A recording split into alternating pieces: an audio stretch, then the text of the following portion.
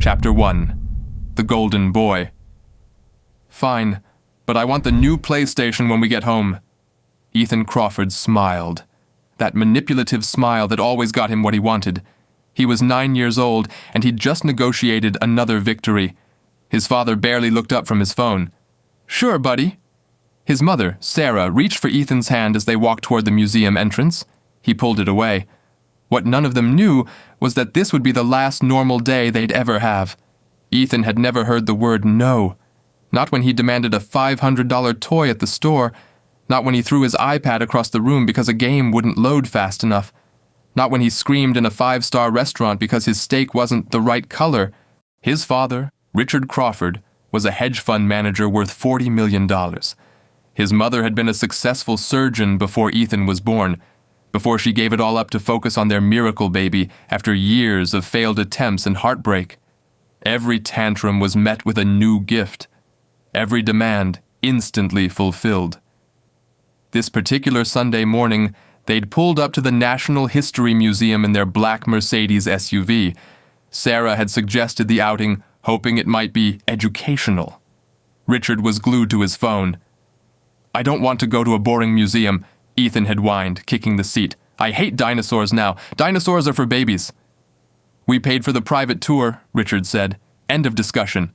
That's when Ethan played his card. The PlayStation demand, the smile, the instant surrender.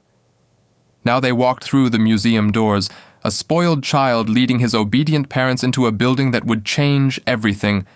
The museum would never be the same, and neither would Ethan. Chapter 2. The Relic. The National History Museum was a cathedral of human achievement. Marble floors, vaulted ceilings, and centuries of civilization preserved behind glass. Helena Morrison had worked there for 40 years. At 62, she was the senior curator, and the museum was more than her job. It was her life's work. She never married, never had children. These artifacts were her legacy. Her pride and joy sat in the East Wing, a Qing dynasty porcelain sculpture dated 1720. It depicted a phoenix rising from cherry blossoms, every feather hand-painted with impossible detail. Experts valued it at $3 million, but Helena knew its true worth was immeasurable. Only 12 pieces like it existed in the world. It sat on a marble pedestal, surrounded by velvet ropes and discreet security sensors. Helena was doing her morning rounds when she saw them, the Crawford family entering her wing. The boy was running. Young man, she called out gently, please walk in the museum. Ethan ignored her completely, racing between exhibits like it was a playground. Sarah jogged after him, apologizing quietly. Richard hadn't even entered the wing. He was taking a business call in the lobby. Ma'am, I'm so sorry, Sarah said to Helena, breathless. Ethan, slow down! But Ethan had stopped. He was staring at the phoenix sculpture, illuminated by soft spotlights. I want to touch it, he announced. Honey, you can't? See the ropes? That means we can't get close. But I want to touch it. Helena approached carefully, her curator's smile in place. That sculpture is very, very old and fragile, but you can look at it as much as you... I don't care. Let me touch it. Sarah's face flushed red. Ethan, please. No! No! I want to touch it! His voice echoed through the entire wing. Other visitors turned to stare. And then Ethan did something that would change everything. He ducked under the velvet rope. Chapter 3. The Disaster. Ethan, no! Sarah lunged forward, but she was too far away. Helena's hand flew to her chest. Ethan reached the pedestal, his small hands stretching toward the phoenix. The security alarm began to beep, a warning before the full system engaged. Young man, step back right now. Helena's voice was sharp, no longer gentle, but Ethan was in full tantrum mode now. When Sarah grabbed his arm to pull him back, he thrashed violently, his elbow connecting with the pedestal. Everything seemed to happen in slow motion. The pedestal rocked, the phoenix tilted, Helena screamed, and then crash. The sound of 300 years of history shattering against marble floor was like a gunshot in the silent museum. Pieces of porcelain scattered everywhere, hand-painted feathers, delicate cherry blossoms, fragments so small they looked like powder. The phoenix's head rolled across the floor and stopped at Helena's feet, one painted eye staring up at her. Complete, irreparable destruction. The silence that followed was deafening. Helena dropped to her knees, her hands hovering over the pieces, unable to touch them, unable to process what had just happened. Tears streamed down her face. Sarah stood frozen, her hand still gripping Ethan's arm. And Ethan? Ethan started laughing. "Oops," he giggled. "It broke. It was ugly anyway." Museum security rushed in. Other curators appeared. Richard finally showed up, phone still in hand. "What the hell happened?" he demanded. But the look on everyone's faces told him everything. The Phoenix was gone. Chapter 4. The Unexpected Reaction. You'd expect remorse, apologies, perhaps even tears from the parents. What happened next shocked everyone in that museum. Richard Crawford didn't apologize. He didn't comfort his son or acknowledge the devastated curator still kneeling in the debris. He called his lawyer. "This is unacceptable." Richard's voice boomed through the East Wing. "This museum allowed my 9-year-old son into an area with inadequate safety measures. Where was the glass case? Where was the security guard? This is your negligence." The museum director appeared, pale and shaking. "Mr. Crawford, your son crossed the security barrier. The alarms were triggered." "I don't care about your alarms. You put a priceless artifact within reach of children, and now you're trying to blame a 9-year-old? Sarah said nothing. She stood apart from Richard and Ethan, her arms wrapped around herself. Helena finally stood, her legs shaking. "Sir, your son deliberately ignored all warnings and safety." "Are you seriously trying to blame a child?" Richard cut her off. "We'll be hearing from our attorneys, and you can expect a lawsuit for emotional distress to my son." The words hung in the air like poison. Within 2 hours, Richard's lawyers had negotiated a settlement.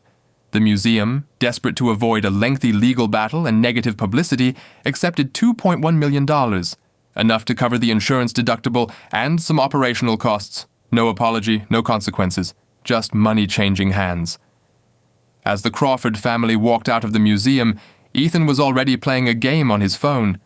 Richard was scheduling his next meeting. But Sarah? Sarah stopped at the door and looked back.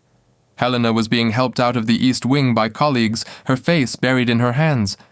A single tear rolled down Sarah's cheek. She quickly wiped it away before Richard could see. Then they were gone. The museum staff began the heartbreaking task of sweeping up 3 centuries of art. Life went on, or so it seemed.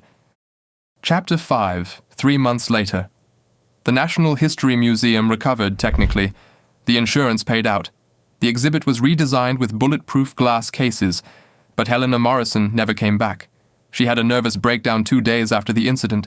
40 years of dedication, of careful preservation, of treating history like the sacred trust it was, all shattered along with that phoenix. She took early retirement. Her colleagues said she aged 10 years in 10 days. The Crawford family moved on even faster. Richard made another $3 million that quarter. Ethan got his PlayStation, then got bored with it. Sarah returned to her volunteering. Everything went back to normal. Except it didn't. 3 weeks after the museum incident, Ethan started having seizures. Small ones at first, moments where he'd stare into space, unresponsive. Then came the headaches, the vomiting, the sudden bursts of rage even worse than his usual tantrums. Sarah knew something was terribly wrong. Richard dismissed it as behavioral issues, but a mother knows. The MRI results came on a Tuesday afternoon. Sarah was alone in the doctor's office when he showed her the scans. "Mrs. Crawford, I'm so sorry. It's a grade IV glioblastoma, a brain tumor, very aggressive. The location explains the behavioral changes you've been seeing." The room spun. "How long has it been there?" "Impossible to say exactly, but based on the size, several months at least. The symptoms would have started subtly. Impulse control issues, emotional regulation problems, aggression." Sarah's hand flew to her mouth. The museum. His behavior at the museum. It wasn't just a tantrum. It was a symptom. Her 9-year-old son wasn't spoiled. He was dying. Chapter 6. Sarah's Truth. Sarah Crawford hadn't always been an enabler. Before Ethan, she'd been one of the best cardiothoracic surgeons in the state. She'd held beating hearts in her hands and saved lives. She was disciplined, focused, and took no nonsense from anyone. But Ethan had been a miracle.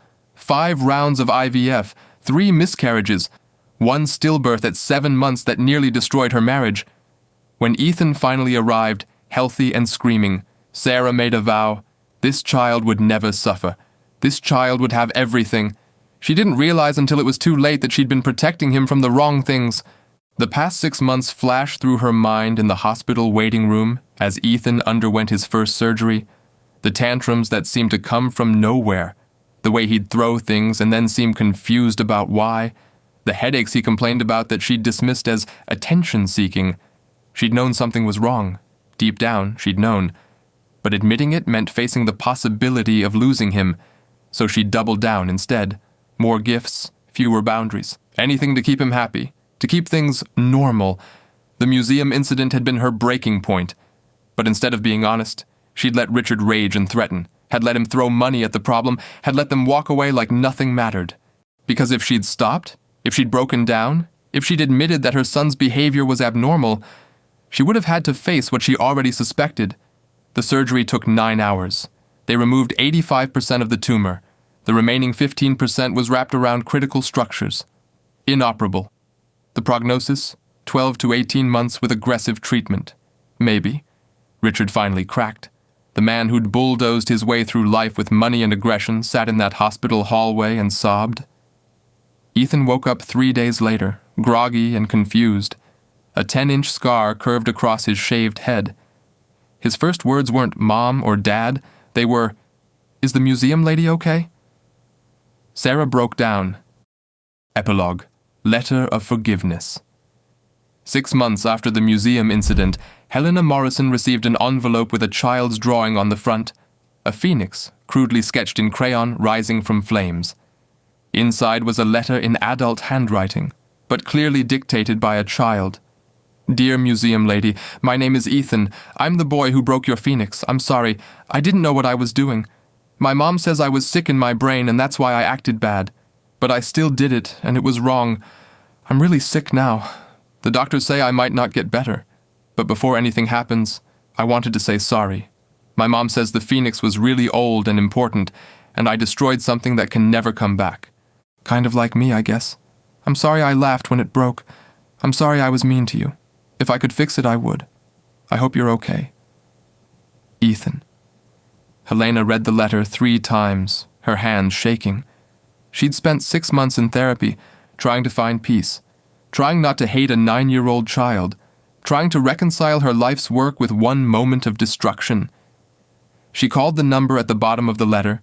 2 days later, she walked into St. Mary's Hospital, carrying a small gift bag. Ethan was in room 412. He was tiny in the hospital bed, even smaller than she remembered. Tubes and monitors surrounded him. His head was covered with soft fuzz where hair was slowly growing back. Sarah stood when Helena entered, her eyes red and exhausted. "Mrs. Morrison, it's just Helena," the older woman said softly. She approached Ethan's bed. He was awake, watching her with those same eyes that had been so defiant in the museum. Now they just looked tired and scared. "Hi," he whispered. "Hi, Ethan." She pulled a small item from the gift bag, a photo of the phoenix sculpture, professionally printed and framed. "This was my favorite thing in the whole museum," Helena said, sitting beside the bed. "Every morning I'd come in early just to look at it. Do you know what phoenixes represent?" Ethan shook his head. "They represent rebirth, rising from ashes, starting again, even after everything burns down." She placed the photo on his bedside table. "I forgive you, Ethan, and I'm sorry I didn't understand." Ethan's eyes filled with tears. "I broke it. It can't come back?" Helena took his small hand in her weathered one. "No, it can't. But some things don't need to come back the same way. Sometimes they transform into something different, something that teaches us more than the original ever could." They sat together in silence, a broken boy and a woman who'd lost her life's work, both understanding for the first time that not all stories have clear villains, not all consequences are just, and not all endings are happy. But sometimes, in the wreckage, we find something more valuable than what we lost. We find compassion,